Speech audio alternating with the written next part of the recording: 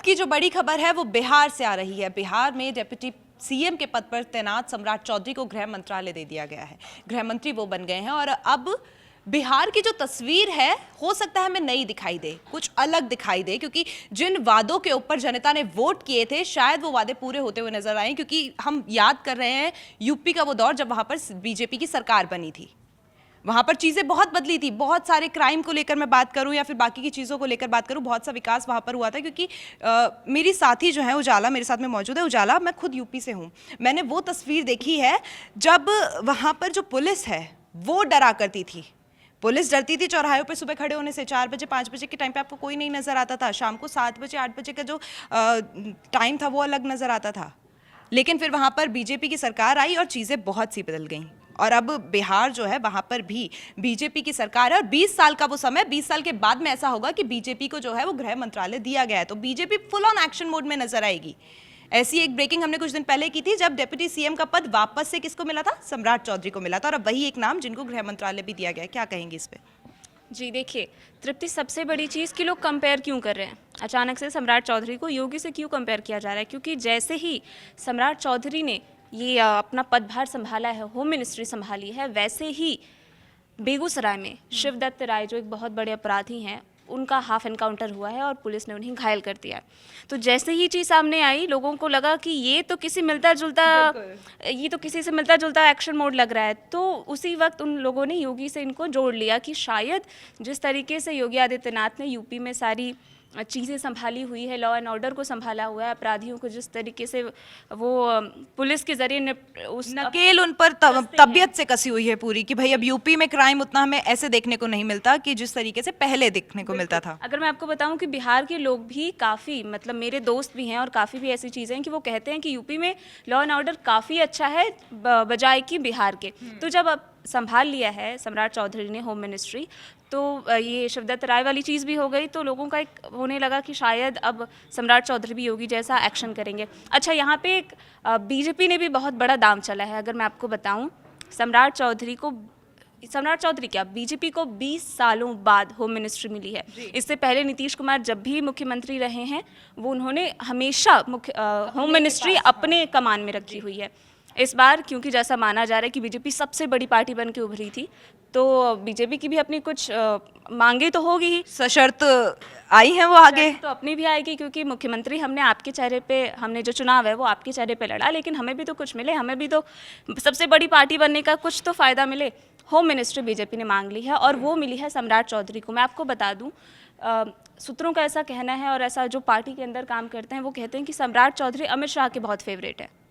तो जब अमित शाह उनके विधायकी क्षेत्र में गए थे तो उन्होंने अब वहाँ के लोगों से कहा था, आई गेस वो तारापुर है, कि आप इन्हें जिताइए, हम इन्हें बहुत बड़ा पद देंगे। और उसके बाद आज उनको होम मिनिस्ट्री मिल चुकी है। तो लोग ये भी कह रहे हैं कि अमित शाह ने अपना वादा पूरा किया है। अच्छा, सम्राट चौधरी जो है उससे बीजेपी क्यों लिंक करी है? कल नीतीश कुमार इस बार के मुख्यमंत्री रह चुके हैं, लेकिन हो सकता है कि आगे चल के एक नया ऑप्शन हमें देखने को मिले एनडीए में। बीजेपी हमेशा सम्राट चौधरी को बहुत स्ट्रांगली दिखाती है। विजय सिन्हा भी हैं उप मुख्यमंत्री, लेकिन उन्हें राजस्व और भूमि मंत्रालय दे दिया गया है। सम्राट चौधरी को होम मिनिस्ट्री मिली है। बीजेपी हमेशा से सम्राट चौधरी को बहुत मेन फेस बना के चलती रही है और होम मिनिस्ट्री देना एक बहुत बड़ी बात है। और जब हम पिछली बार की जब बात कर रहे हैं, जब ये दोनों डिप्टी सीएम थे पिछली बार भी, तब भी हमें सम्राट चौधरी ज्यादा एक्शन मोड में नजर आते थे। विजय सिन्हा की अगर हम बात करें तो उनसे कम ही होते थे। और इस बार भी हमें वही तस्वीर नजर आ रही है कि भाई एक अच्छा विभाग देना, एक्शन मोड में उनका नजर आना, ये उस बात के संकेत देता है जो हम कर रहे हैं कि भाई वो फेवरेट तो हैं और फेवरिज्म फॉलो भी किया जा रहा है। अगर आप कभी ध्यान देंगे, जब बिहार में चुनाव की रैलियां होती हैं तो मोदी, जो नरेंद्र मोदी हैं, उनके आसपास अगर लोगों पे नज़र डालेंगे कौन कौन बैठा है तो आपको उसमें सम्राट चौधरी भी दिखेंगे। हो सकता है आपको विजय सिन्हा ना दिखे, लेकिन सम्राट चौधरी आपको ज़रूर दिखेंगे। अच्छा, जैसे हमने बात की शुरुआत की थी कि योगी आदित्यनाथ से कंपेयर किया जा रहा है। देखिए, हमें जब होश आया तब हमने उतनी चीज़ें नहीं देखी हैं, लेकिन हमने जो सुनी है कि चीज़ें बहुत बुरी स्थिति में थी, गुंडे माफियाओं का राज था। लोग कहते हैं कि पहले से चीज़ें काफ़ी सुधर गई हैं। मुझे याद है कि योगी आदित्यनाथ ने जब पदभार संभाला था तो उनका एक डायलॉग आया था जो बहुत, बोल सकते हैं ना, उस समय के हिसाब से बहुत वायरल हुआ था कि सब लोग अपनी गुंडई वगैरह छोड़ दो, नहीं तो ठोक दिए जाओगे। और यूपी में इसी तरीके की लैंग्वेज की शायद उस टाइम पे ज़रूरत भी थी।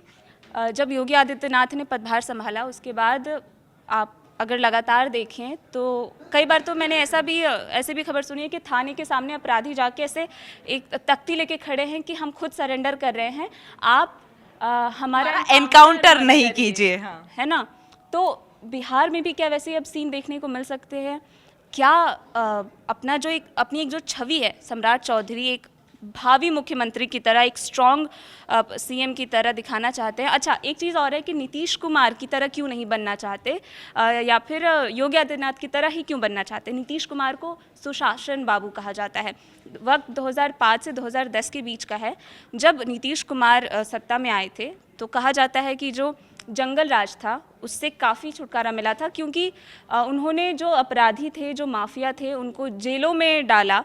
रैपिड एक्शन के ज़रिए, रैपिड कोर्ट के ज़रिए उन पे कार्रवाई हुई, उनको जेल की सज़ा सुनाई गई।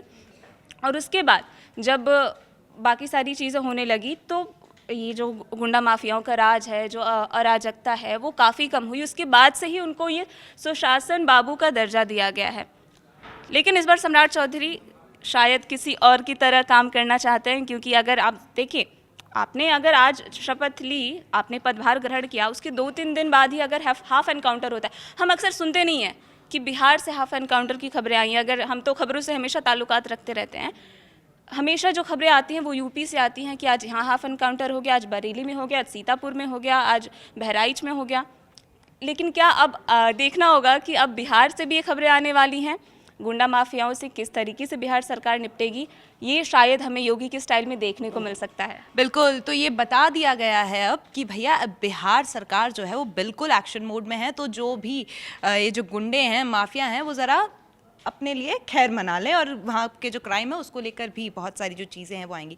एक चीज़ अच्छी नज़र आ रही है उजाला मुझे, कि जिन वादों की बात मैं कर रही थी लगातार कि भाई जनता है, जनता अपने हिसाब से वोट करेगी, उन वादों को सुन के, उन जो बातें उनसे की गई हैं, लोक लुभावने वादे भी कई बार हम उन्हें कहते हैं कि भाई पहले तो कर दिया जाता है, बाद में ज़मीनी स्तर पर नज़र नहीं आते, ग्राउंड लेवल पर हमें कुछ दिखाई नहीं देता। तो ऐसा इस बार ना हो, ये उम्मीद जो है वो जनता कर रही है, और उसकी जो शुरुआत है वो बहुत अच्छी तरीके से भी हुई है। तो कह सकते हैं कि जो बिहार है, बिहार सरकार जो है वो कोई भी कसर अभी नहीं छोड़ रही है जनता को और लुभाने में। बिल्कुल। तो ऐसी और खबरों के लिए बने रहिए कड़क के साथ।